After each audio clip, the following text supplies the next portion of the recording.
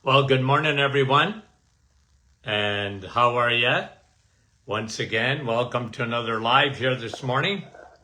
Just going to hook up my mic and wait for a few people to come on this morning. Love you guys. There we go. Okay. Well, you see, I got Ilana, Kevin, Andrea, Nativity, Sandy, because everybody said, or they have been saying to me that I don't start at the top. I don't know. I only get what I got. Okay. So, Janice, Rosalinda, Niagara Falls, Rosa, Patricia, good morning from Florida. Bonnie, nice to have you on this morning. Little Britain, Amber, how are you from New Jersey? Nicole from our staff. Shauna, Val Caron, how are you? Jen, good morning. Patricia, nice to have you on. And Sean, wait a minute. Who did I say? Danny and Dan. Good morning to you guys. Janice, I think I already said hello, right? Beverly, Diane, Thunder Bay, Sherry, from Mississauga, Jeanette, Grace from Newfoundland, Wanda from Virginia, Cheryl from West Virginia. Anne, how are you from Lively? Rose, good morning. David, Danny Layhill from Bridge, Ontario. Okay, Iron Bridge, I mean. I know where Iron Bridge is. Bruno, bon matin. Rita, Maro from Ottawa. Vince, Mary, how are you? Saying hi to Dave and Helga. Donna, Park Hill. Nancy, Iowa. Nicole, how are you? Lisa Marie, sorry. Andrea. Yeah, you started on the top. That's what Andrea said this morning. I always think I start on the top.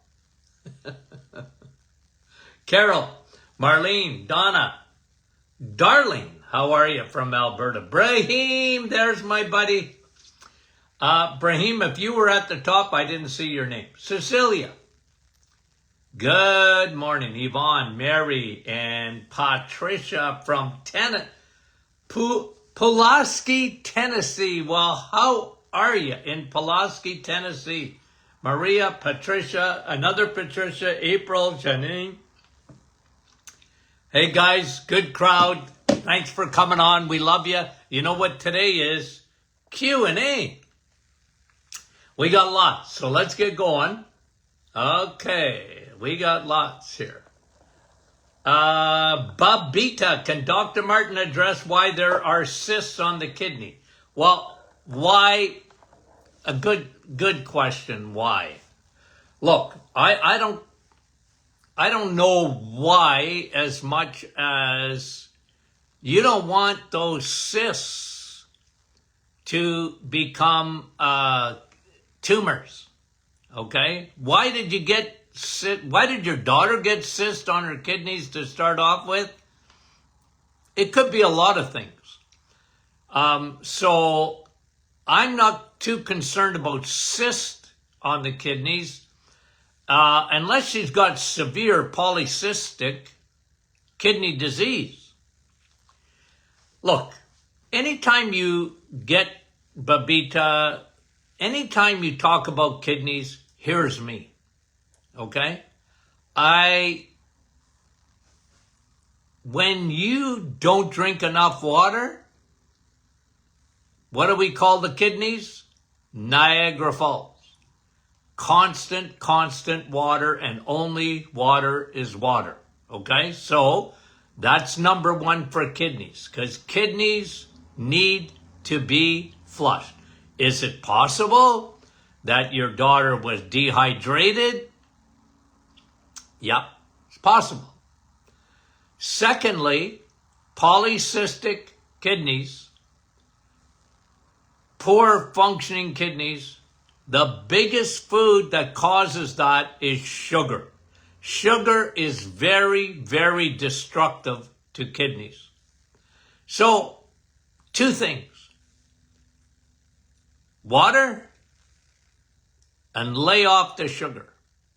Because kidneys are all about blood vessels. They're all about blood vessels to that organ or to the organs, okay, your kidneys. It's like your eyes, guys. It's circulation, circulation, circulation. When you get cataracts, when you get glaucoma or whatever, it's circulation damaging. And that can happen through hardening of the arteries, atherosclerosis. You can have glycation of the arteries. Sugar causes glycation. Sugar is a big factor in atherosclerosis when you get hardening of the arteries and the little capillaries to your kidneys and to your eyes. Okay, so two things: cut back on the sugar and water. Water. Somebody asked about 10 minutes. Let me see. Okay, Linda, let me do this because you asked. Had a blood test yesterday, and this evening the doctor called to say that I have high creatine. No, your doctor didn't call you to say you had high creatine. You had high creatinine. Okay? And it's amazing today that they still mix that. Look, I don't think he or she said creatine. They said creatinine. Now, creatine is one of the C's that you find in steak. That's creatine. Okay? That's an amino acid. It is good for you. I love creatine because I love steak, and you get a lot of creatine in steak. Now, creatinine, that's another thing. That is, when your creatinine levels are high, you have kidney stress. Okay? And what did your doctor say? After many questions, it was determined that I should stop taking Dr. Martin's bone broth for 2 weeks. Look, I don't agree with that at all, Linda, because it's not the problem. Because doctors, again, here we are in 2025, and they still think that protein damages kidneys. No, it doesn't. Sugar does. Sugar does. Crappy carbs do. And they'll tell you, what are you having for protein? Or you're having bone broth, which is collagen protein. That's not affecting your kidneys in a harmful way. I'm sorry, it's not. And it never does. Protein's not hard on kidneys. I know, because this is the way they're taught. Oh, you got protein in your urine. You have higher levels of creatinine. And what they're taught in medical school, when they don't know anything about nutrition, they're told that it's protein. It's not protein. It might be protein in your urine. You get protein in your urine when you're eating too much sugar. Now, I'm not saying for you, Linda, that you're eating too much sugar, but generally, you got high creatinine levels, your kidneys are under stress. And you might not be drinking enough water. And like I said, the two things that I always go to in kidneys. So I respectfully disagree with your doctor. Respectfully. Okay? Because their thoughts on nutrition and kidneys have been wrong for 50 or 60 years or more. Okay. That was Babita and Linda. First two questions about kidneys. Diane, why would you get nausea upon waking up in the morning? Usually high levels of cortisol.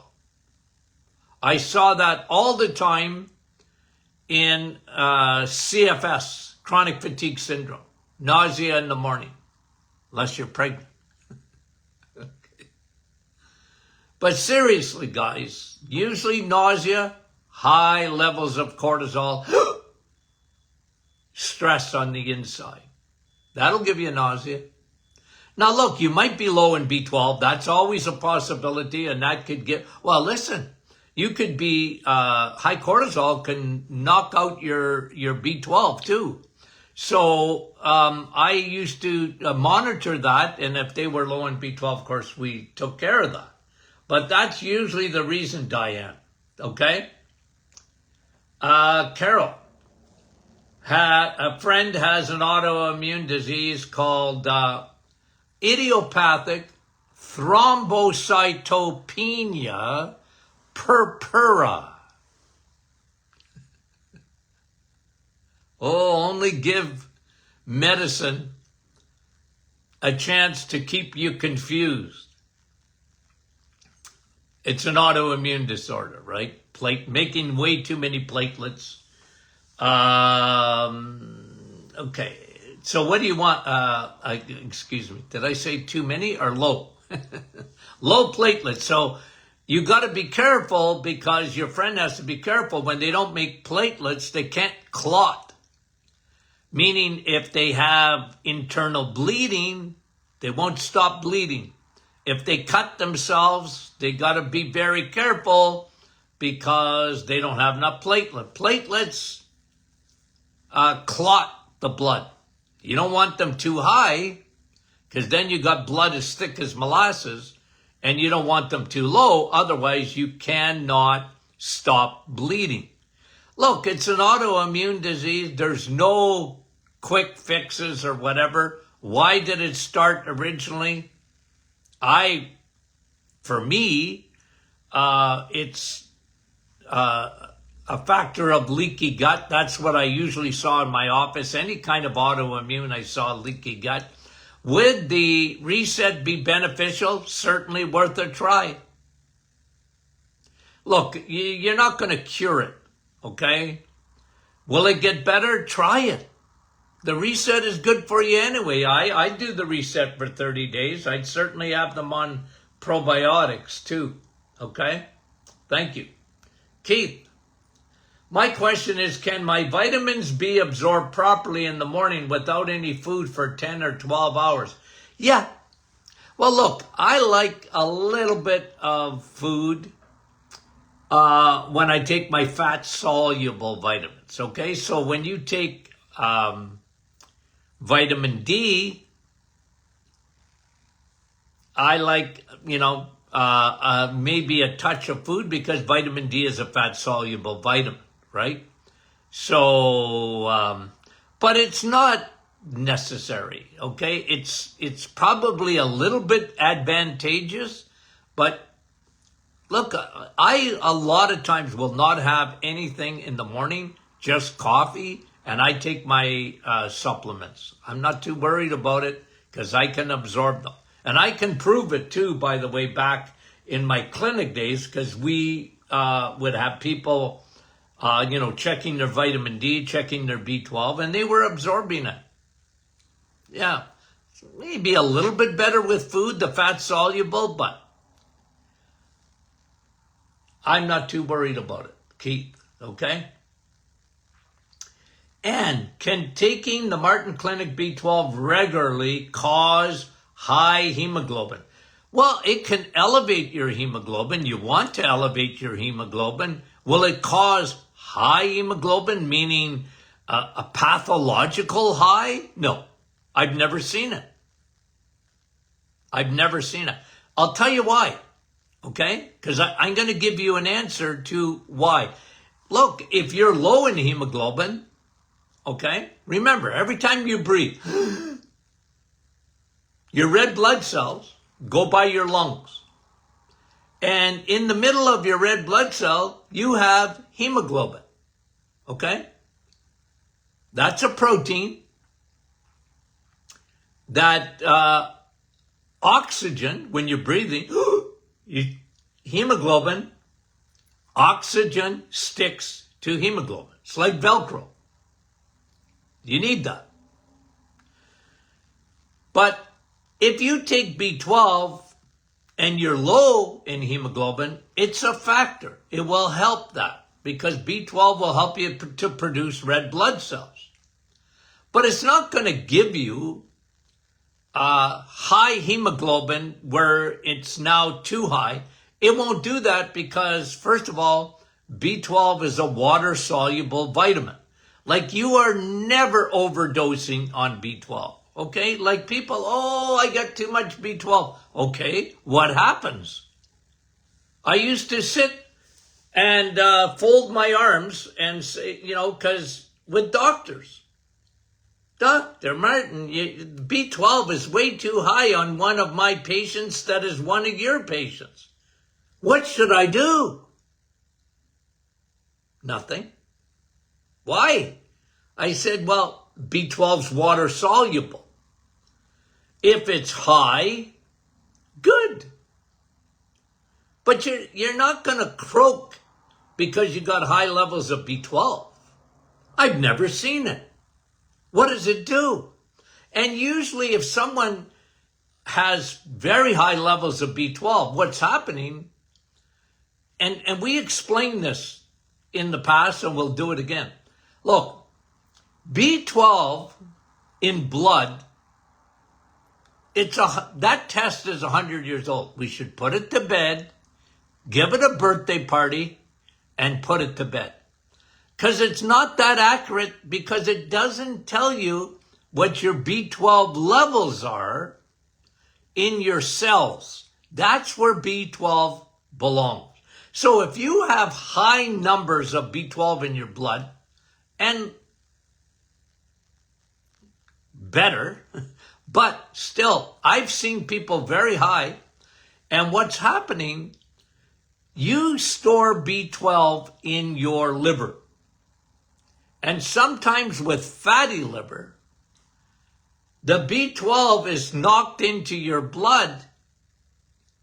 It's still not in your cells, but it's in your blood and it's high and your doctor's freaking out.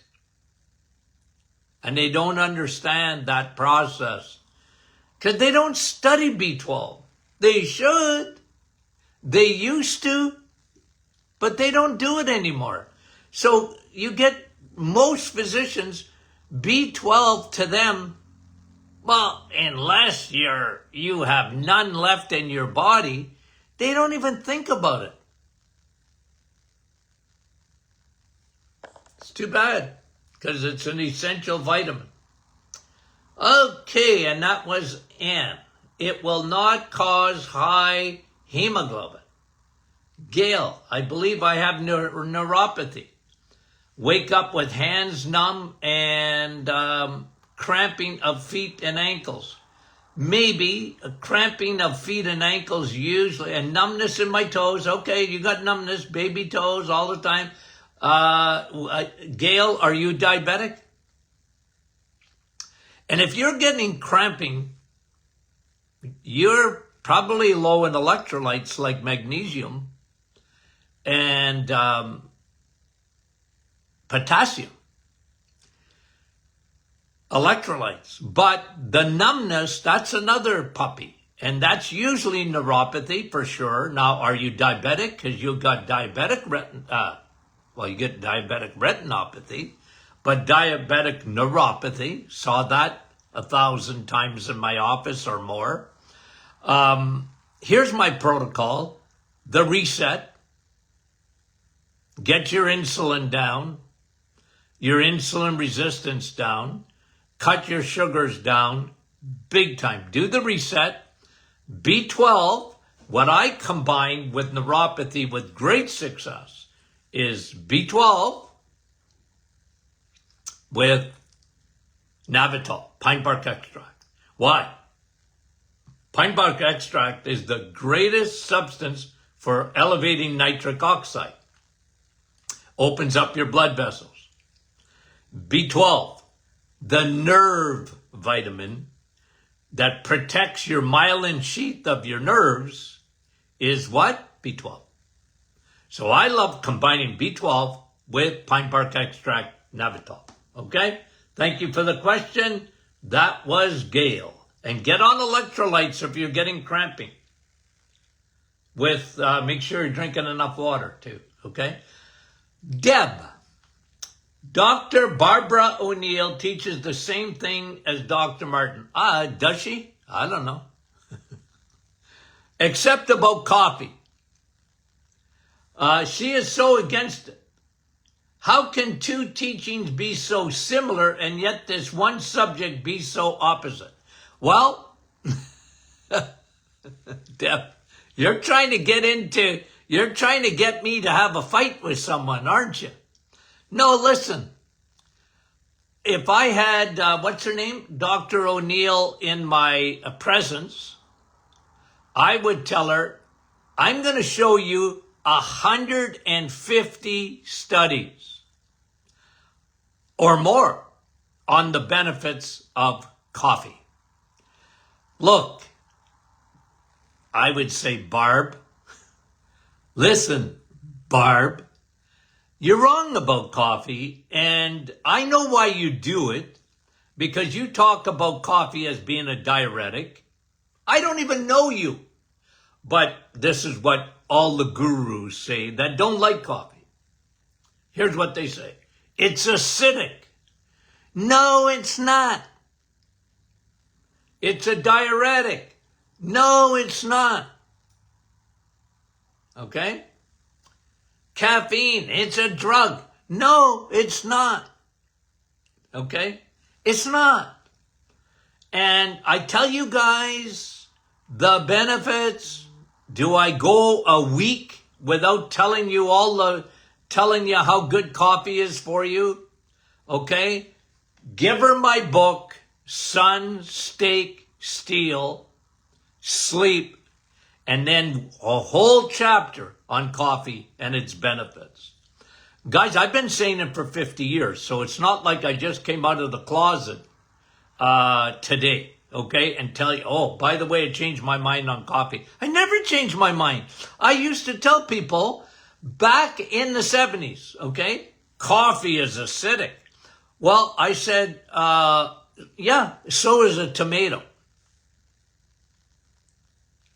Yeah? Well, when you eat a tomato or you drink coffee, it doesn't stay acidic because your body buffers it. Your body's got baking soda. Your body has sodium bicarbonate. What? Yeah, your body does that. And so when you eat a tomato, it turns alkaline. What? Yeah. And so they bring up these old things that have been debunked. And she's probably, I don't know her, so I'm just going to say, here's what I usually found. They were teetotalers. They wanted you to drink tea. You can have tea, it's good for you. Well, I'll tell you what, coffee is 100 times better for you than tea, and tea has a lot of oxalates. Now, I'm not saying you can't have a tea. Remember what I said. Why drink tea when you can drink coffee? I feel sorry for you. But some people don't like coffee. Okay, I get it. I don't understand it, but I get it. God gave us a gift. The more they study coffee, the more they realize, holy moly, 1,000 phytonutrients in coffee. Enjoy it. That's the difference, Deb. That's me. Consistently me. And look, you're going to ask her what she thinks about, I'll be surprised. I don't know her, but I'm just going to ask you to ask her, or you find out. Does she like steak? What does she think's better for you, steak or fruits and vegetables? I'd like to hear her answer for that, because most gurus that I know, the plant kingdom's better than the animal kingdom. I don't agree with that at all. It's not true. It never was true. But I'd like to know what she says, because that will tell me why she doesn't like coffee to some extent. Okay? Anywho, I thank you, Deb, for bringing it up. It just got... Look, I tell her I love her too, besides that, okay? Brenda, what is your view on copper water bottles and drinking cups? A lot of claims. Look, when it's too good to be true, it's too good to be true, okay? So when they tell you that drinking out of a copper cup, I'm not saying you couldn't do it, but when it tells you it cures everything from warts on your nose to pimples on your toes, or pimples on your toes to warts on your toes, run, Forrest, run. It's nonsense. Now, copper, to some extent, is like silver, is an antibacterial. So is that good? Yeah, I guess so. Okay, I guess so. But guys, okay, when they, I see advertised for copper bracelets, for example. Man, the best things. And look, do you think that I didn't have thousands and thousands of patients over the years that ordered copper bracelets and whatever, and some liked it? Most, after a month, said, that didn't do nothing for me. Look, if it helped you, good. I'll help you put the bracelet on. But most of the time, wasn't very effective. Okay, that's me. Again, individually, you get results. I'll give you a high five. I'm on your side. I want you to get results. If you find that copper has helped you, hey, I got no problem with that. But generally, I've had so much experience over the years to say, well, I wouldn't bet my life on it. Okay? And that was Brenda. Hocus pocus. I'm not saying it's hocus pocus. I'm just saying it's not what it's all cracked up to be. Okay, Brent? Diane, what would your opinion be for the treatment of trigeminal neuralgia? Now, trigeminal neuralgia is a problem with the cranial nerve that does this, okay, across your face. See? Nerve to the eye, nerve to the mouth, okay, and nerve underneath, okay? Trigeminal neuralgia, okay? And so, I like, again, what's a nerve vitamin? You guys know the answer to this. It's B12. So what did I do with trigeminal neuralgia? B12. And usually they were deficient in it. Okay? They might have got a virus that caused it or whatever. I had them on oil of oregano. I had them on probiotics. But symptom-wise, for the nerve problem, I had them on B12 and Navitol. Why Navitol? Again, nitric oxide opens nerves and blood vessels. Nitric oxide opens the blood vessels, more blood supply. You need that. You want that. And the B12 is the thing that helps with the myelin sheaths of your nerve, the coverings of your nerves. Okay, that was Diane. Okay. Anna, for uric acid, you like 5, but the reference range on my results, okay, well, there's two U.S. numbers, and U.S. numbers are calculated in uric acid, and Canadian numbers are calculated in uric acid, two different numbers, okay? So if you get blood work done, what I did in my book, I talked about U.S. numbers, okay? But guys, it's not that complicated, because whenever you get blood work, if it is high, uric acid is high, it's going to get flagged. Okay? It's going to get flagged. Okay, so on my husband's range, can you identify the reference range, please? Okay. But the reference range, okay. So Anna, you're not asking me if your numbers are high. You just want me to talk about the ranges. Okay, just did. They're two different things altogether. The reason is because in the USA, they measure it differently than they do in Canada. So just look at the reference range, and if you look at your blood work, if uric acid is high, whether you're in the USA or Canada, it's going to get flagged as high. Okay? And you guys know how much I like that number, uric acid. Why? Because I've added it to metabolic syndrome diagnosis. I've added it. Because most people think uric acid, they think gout. Not me. Most people that have high levels of uric acid don't have any gout at all. What it is, though, is a measurement. It's part of a measurement of metabolic syndrome.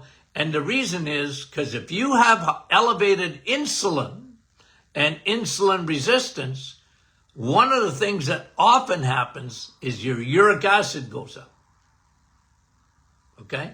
Doctors think of uric acid mostly for gout only. Okay? Not me. I look at it metabolic syndrome. Okay? So, look up those ranges, Anna. Okay? In Canada and the USA. I'd have to have it in front of me because... Okay, this is June. Okay? Not the month of June. Her name is June. Hi, June. I'm 77. You're still a puppy. I have an A1C of 6.5. Too high. Now, okay, now listen to, you're saying something here that I don't understand. Okay, I don't understand the way it was brought to me, June. Maybe you said this right, but I don't understand your question because, okay, you've done the reset, you're eating good, beautiful. Is 6.5 A1C too high? Yeah, it's way too high. Okay, but here's what you're saying. My doctor said no meds until my A1C is 5.7. So is this written right? Because I think it was written wrong to me. June, answer me because I think your A1C is not 6.5, it's 5.5. And your doctor said, don't worry about it until it gets to 5.7. Well, listen, 5.5 is a little above what I like, if it is that. If you're at 6.5, you're a diabetic with a 6.5 A1C. And look, if you're, and you guys, you have to understand my answer to this.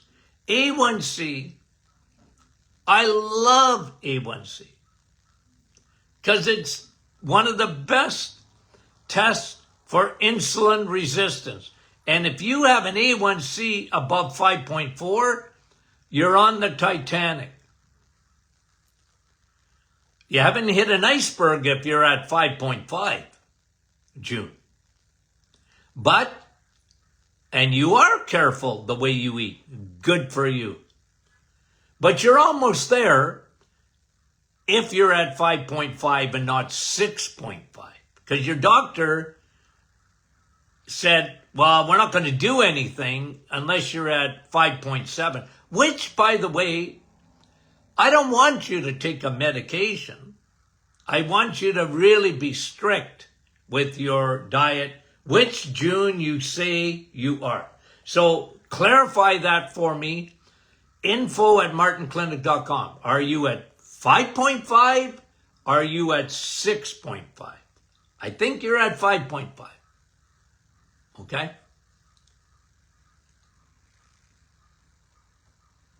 Okay, let me see. That was June, and we love you, June. Okay, a couple of more. Let me just see how many more I got. Yeah, I ain't going to get done today. Okay.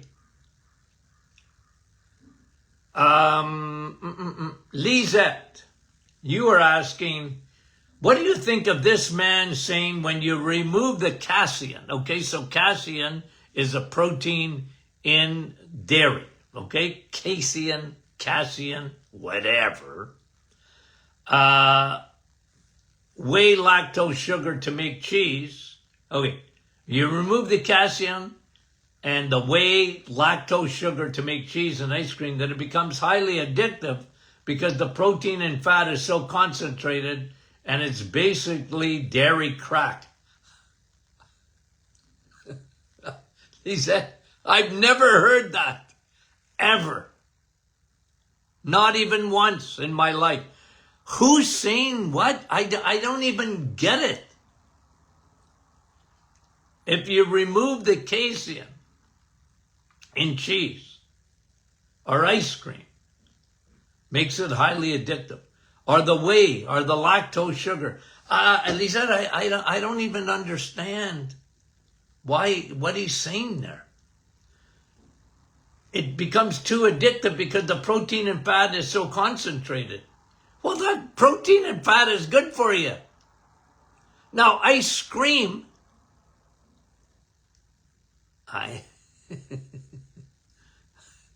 so a sugarless ice cream, is that what you're saying?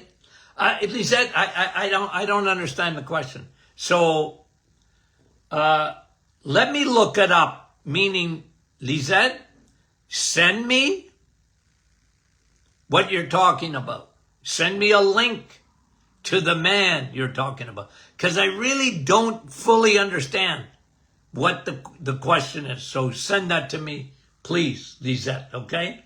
Thank you. Dairy crack. I've never heard that term. Really? Okay? Let me finish with this. Louise, if you are low in tryptophan, can this make you crave bread? Well, tryptophan is a precursor to serotonin. If you're low in tryptophan.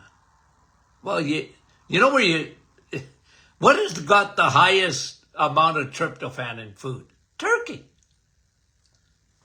Okay? If you're low in tryptophan, can this make you crave bread? Well, maybe. I don't know. I've never, Louise, been asked that question. I know what tryptophan is. If you're low in it, could you crave bread? Maybe. I don't know. I don't talk about tryptophan very much. If you eat meat, you're getting tryptophan. I mean, the highest amount is in turkey, of course. That's why you want to sleep after you've had your Thanksgiving meal. Okay. That's a good... I don't know. I've never thought of that, Louise, to be honest with you. I don't think of tryptophan so much in terms of craving bread. Usually your leptin. I look at insulin because when your insulin levels are high, your leptin is low. And then you crave. I look at that in ghrelin. And ghrelin is telling you that, ghrelin and leptin, I look at more of those two hormones. But, I don't know, I never thought of the question you asked me. Never, in my 50 years. Never thought of it. I got to think about it. Okay, I'm going to leave it there.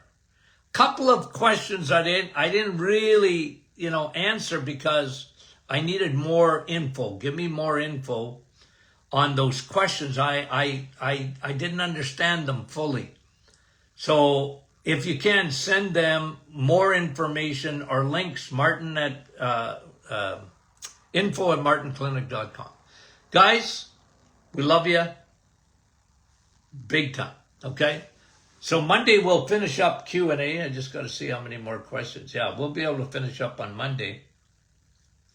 And if you have any, I got to breathe. Okay, guys. We love you dearly, and we'll talk to you soon.